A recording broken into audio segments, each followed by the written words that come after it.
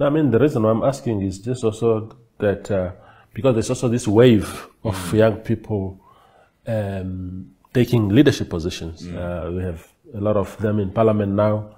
Cabinet has people like Minister Emma Tiafeles, Esperance Lubindao, young people. So it's good to see that transition.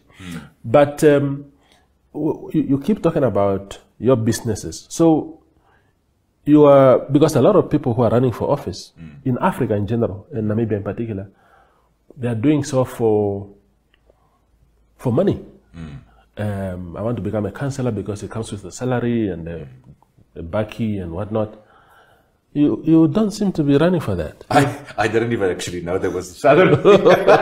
And after, as we spoke earlier, there was a meeting where a conference where we had 3 candidates that was running for councillor for Windhoek East, and in that one, after I won that specific conference, and I became the candidate, someone came to me afterwards and said, so with your first salary, you're going to, take us all out for coffee, and you're going to explain your plans. Yeah. And I'm like, I'm going to try. It's like, no, you'll get a good salary. You'll do what you need to do. I'm like, we get a salary? I didn't know about that.